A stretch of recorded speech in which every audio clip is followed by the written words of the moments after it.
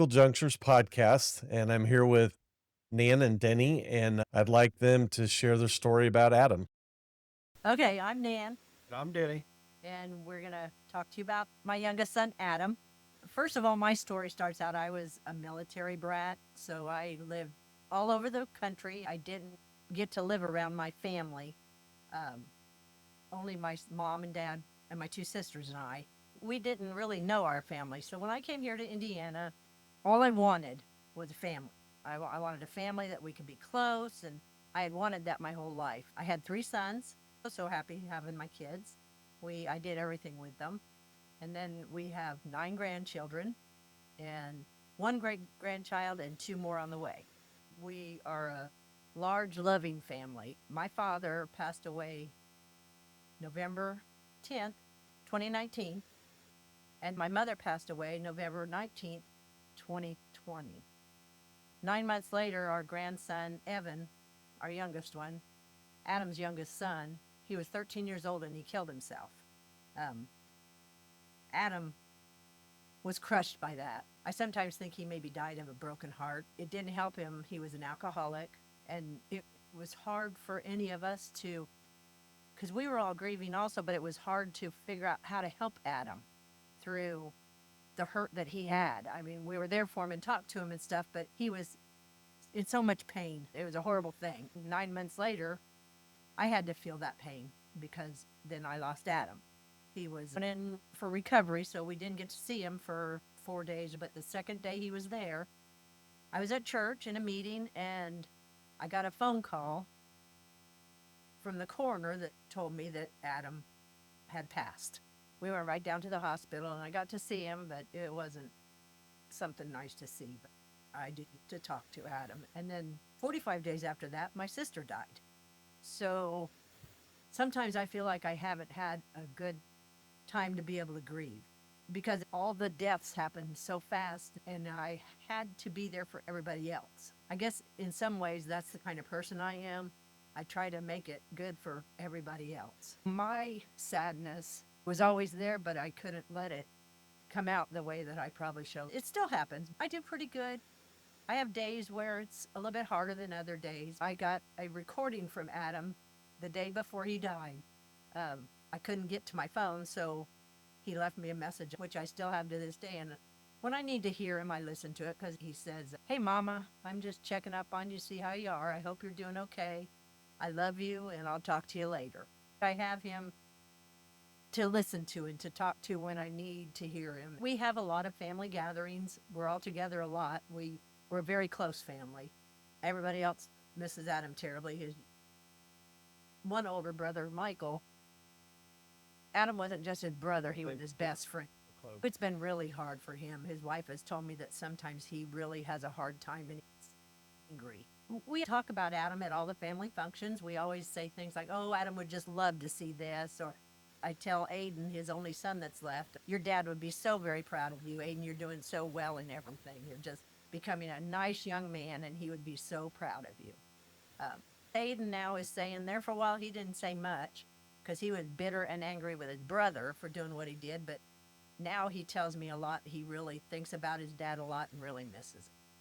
And that touches me deeply. So we talk about him, and that helps us a lot. I get to hear Adam on my phone, and that helps in the deepest parts of it. Family gatherings, Christmas, Thanksgiving, Easter, those big special days are when I really miss Adam because a part of our family is Well, I've known your family since we're related right. and was always a fun loving, He was. friendly He was. young man, and He loved life. He loved and life. he did. And I know your family, like just the Facebook pictures I see almost daily, all the special closeness of the family. And that's kind of some of the challenges when you kind of look back on this grief, because at one point you have all these happy, great things that are going on in your life, and then you have this hole that's missing. You feel that hole even bigger when everybody else is with you because you know that he's not there. That's when you really can Yes. feel the emptiness of it. In all the pictures, like I used to always have a picture with me and my 3 sons. And now it's just me and my 2 sons. That gets me the worst. When it should be my 3 sons, it's only my 2 sons. But, I know I'm going to see him again someday, and that keeps me going. I I don't know how you would deal with this without faith. It's really important for us. Maybe talk about your support systems, people from church, family, and faith in God, like how that's really helped you deal with this. A hard one because I don't know if it's really helped me deal with it. All I know is knowing God has helped me deal with it. Other people, like, they'll talk to me about it and even cry with me about it. But a lot of times, like at my Bible studies in Monday nights, the lady that directs that, she just lost her mother. People say little things like, well, when I know I need somebody I can talk to about all this, I know I can come to you. A good friend of mine from high school, I think it was probably 6 months after Adam, they lost their daughter. Yeah. From down in Indianapolis, but the parents lived here. And the first thing I did was reach out to them, and we have been a cornerstone for each other through this whole thing. We talk to each other very regularly. When we're feeling down about our child, we can count on each other because we've both been there. It's a hard thing for me to talk about Adam to everybody because even Denny, I don't talk to him like I should about it, but I keep it too much locked up inside. It's hard to get to the point of remembering the blessings of having them for as long as we did it. That's your faith. I've had people tell me, close people, like family. My little sister told me, she said, you're just going to have to get past this sometime. Because I put things on Facebook about how I lost my son and I miss him. Things will never be the same. But it's true. But people that haven't lost something like you have, they don't really understand. I am one that believes that things do happen for a reason, but I don't need people to tell me that. You know what I mean? I know things happen for a reason. It doesn't ever go. And Adam was in a lot of pain. I know that. And Adam is not in pain anymore. Adam is not sad anymore. Adam is not sick anymore. Adam is strong, happy. But he will be forever missed. It's like a part of me is gone. I'm not completely the same as I used to be because when I first retired, I quilted all the time. I quilted all my grandkids and all my kids a quilt so they'd have something to remember me. When I lost Adam and even Evan, I didn't even come in. My joy was gone and I didn't feel like I could do the things that brought me joy. I've started coming back in here now. I'm trying to get myself to where I do some things that I enjoy, but they're always right here with me. I got pictures everywhere of them, and it's all of them, not just Adam and Evan, but it's all of my family. That's what surrounds us in our home. They're always here with me, always will be. Well, I appreciate you talking about it because I've talked to people that have lost kids and they've started foundations. They're very active in all kinds of things to help other people, but it's very challenging for them to speak their own feelings and what they're going through. They it can be masked by, okay, I have so many activities that I don't look inward for the pain or talk about it. And so it's not uncommon not to talk to someone or share those deepest feelings. This has been cathartic for me doing this podcast. Like I'm talking out things that I probably never would have talked. You're comforting others, or you have to go on with life. Opening up like The real reality of, unless you've lost a child, a lady I used to work with, she lost her child, and there was times when she was like, oh, I just can't go on. It had been so many years, and I'm thinking, Sarah, you just got to get over that. And now I know her pain. I know what she's saying, but I try to hide those things because I don't want people to think I'm weak, I guess is what it is. I kind of get frozen in that time Yeah. when we lost. Yep. So People say that with good intention. Like they're thinking, how do you get past this? And what can I do to help you? And it's not something they can relate to very easy. They don't do it with ill intention, but it sometimes can come across like that. with, yeah, you have no idea what I'm really dealing with. They have good intentions, like you. And they Yep. do. I don't fault anybody. And I try to answer them honestly. I don't try to say, oh, I'm fine. I said, yeah, it's hard. It'll always be hard, but he's always here.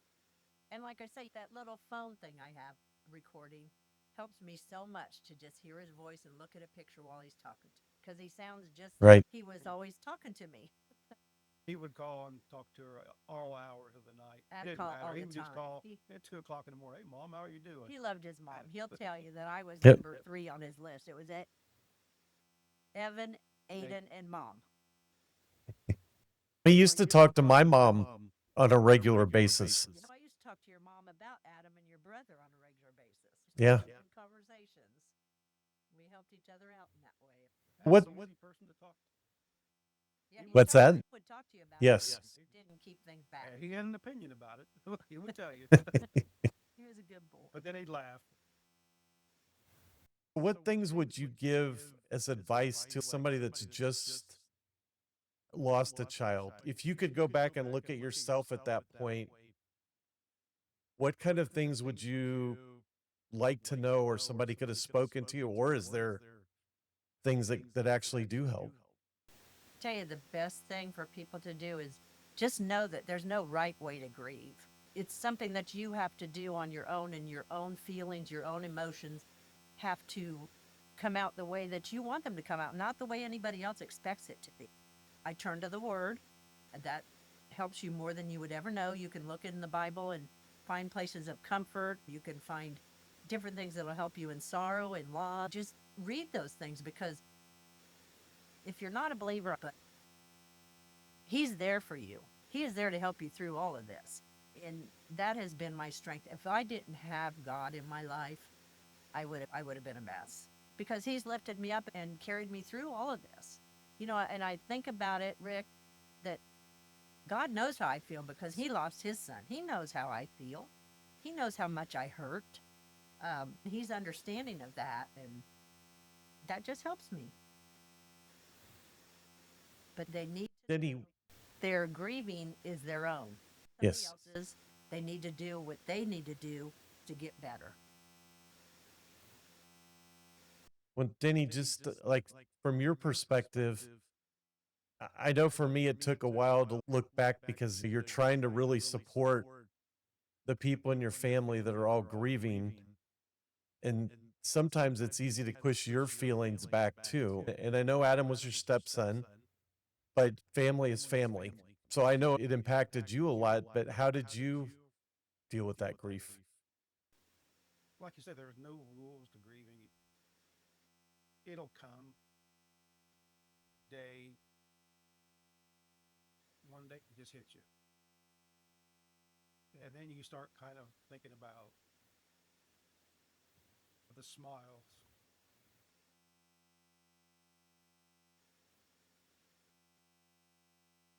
Sorry, he's getting emotional. It's okay. He loved Adam. Yeah. You get to the point where you start thinking about the good times, the smiles, the happiness, listening to him laugh. You start blocking out all the bad times. Yeah. And you kind of compartmentalize it, stick it in your head, put it places to hold it until you can deal with it. Well, do you have family that looked to you and said, how do we deal with it? Or everybody had their own pain with it, while you're having a pain that's at another level from it? The only thing I can really remember afterwards, I mean, it's kind of crazy. We did it after Evan died, too. We make a slip and slide down the hill. You've seen videos of it. Oh, yeah. The first time we did that was just after Evan died. And it helped us all to be together, laughing and having a good time. And we did that just a little while after Adam died. Our family, the big thing that gets us through this, the kids and their kids, their wives, because we're all there for each other, and we all know that we're there for each other no matter what. It's all of us that help each other through the whole thing. We do have friends, but it's our family that really, we get together. We don't keep quiet about Adam or Evan. We talk about them. We include them in the things that we're, like they would be there. That's the thing that gets us through our family. But we're not Just- afraid to bring him up no, to get somebody upset or worried or something. We just talk about him like he's still here. but I don't talk Yeah. about Adam to my sister, and that friend from school that lost their daughter. We talk if something is really bad and I'm feeling really bad. I know I can call them and talk with them. It's really, Rick. It's our family. Yeah. Our family. We got a deep love for one another and a deep strength with each other. I think all this made us even stronger together. After this loss, do you view life or priorities differently? It sounds like family consolidated more, but are other things that changed perspective on life? I don't go very much anymore. I don't go shopping. I'm retired. That might have something to do with it too. I stay home. You spend a Hard. lot of time with the grandkids, and it still does. But now they're older to the point where we're just old people. They still come. But she took them on trips and done things with them together. I don't think you ever get to be the same person you were before. I can sense in myself, and I think about it a lot. I'm very tense all the time. I always sit with my hands, and I never used to be that way. I guess I want to say I'm not as fun loving as I used to be. There's a part of the fun part of me that is gone. That's the sadness, I think, that lingers and stays there because I don't think I've ever really had anybody to really sit down and talk about it. I got Denny, and he'll talk to me as much as I want to talk, but I'm kind of a closed up person sometimes, and that's not always the best way to be. I'm one of those independent person that thinks I can do it all by myself, and I can't. I know I can't, but it's hard sometimes. I know I have changed from the person I used to be in a lot of ways. It seems to be a lot of people with broken leg or something. They don't walk the same anymore. People that lost vision in one eye, they can't see as well anymore. Just broken, and you get used to it. What's there? It's always going to be there. With a woman, it's a part of me. I mean, he was a part of me, and he grew inside of me. There's a part of me that's gone. There's a part of my heart that's broken and will never be healed. And I know that. So I deal with that as best I can. You have your good days, Well, bad days, and when your bad days come out, just reach out for somebody to help. even though you know you're going to see them again and forever, it's still very hard in the present tense to not have them with you. It's Yeah. awful. It's really awful. It's even something that's so hard to explain. Sunday was Yep. All Saints Day for Lutherans, the Lutheran Church, and there's a song that they play, "If You Can See Me Now." It talks about pain's gone. They're walking. They're just happy. You wouldn't want me to come back right now. You want me to stay here where I'm at. That's a hard one. Yes. And at church a lot I have teary times because there's so many songs that touch your heart about being with God, and I know that's where all my people are. My son, my grandson, my sister, my mom, my dad, Bob, and I just there's little pieces just keep going away and going away. So little pieces of you just gnaw and go away. But the biggest piece there, and even more than Evan, I miss Adam so much. Yeah. Well, I know the church thing because we go every week, and my mom passed away Saturday. Some of those songs hit you. There was an old hymn they used to always sing growing up, and it's like, oh, my mom would have loved to hear this, and it just reminds you so much of them.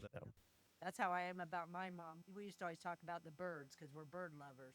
And I'll sit there and I'll think, oh, I should call mom and tell her I saw that. Oh, I can call her. It's those kind of things that they just pop up sometimes. Oh, Right, I need to call and tell them this. No, you can't call them and tell them that. I honestly don't know how somebody would through this without faith. I hear you. I'm sure there are some folks out there that are agnostics or atheists or whatever they are. I don't know how they go through life. I don't know how they through death Yeah. of a child. I don't know how they could do that on their own. I just because it is the hardest thing as a mom you ever have to do. Is to Well, this grief is documented that it is the most difficult grief, like it's enduring. It's like 91% of people that lose a child, that grief lasts their entire lifetime. It's not It's not right. supposed to happen. It's not. Child, they're supposed to bury you. Yep. It's just not the way of life. I really appreciate you guys taking the time and sharing, because I know it's not easy to talk about something that's so close to your heart. Super appreciate you coming on doing that. Anytime you need anything, just let us know. Cause I used to go out and get eagle pictures. We went out every winter. We would drive the country roads along the river and take pictures of eagles and stuff. We haven't done that since they passed. I take a lot of bird pictures, so I might have to text you some of those when I get some really good ones. You know, just those little joyful things that you got joy from. It's just not there. Yeah. I guess. Yeah, it is. People that are going to go through it need to realize that it probably is a depression that you got to get yourself out of. If you got to get pills from your doctor, talk to them. Tell them how you're feeling. Right. I've talked to my doctor about it, and I always end up crying when I'm there talking to him. They'll give you what you need if you need it, but I don't like taking that kind of stuff. Yeah. Not be who you're really supposed to be anyway. I'm trying harder to be who I used to, but I don't think I ever will be again, and that's okay. I've acknowledged that. I've come to understand I won't be the same person anymore. Somebody's missing. Yeah. So, Thank you guys. Really appreciate it for taking the time to do this. take care of yourself, Rick. Okay.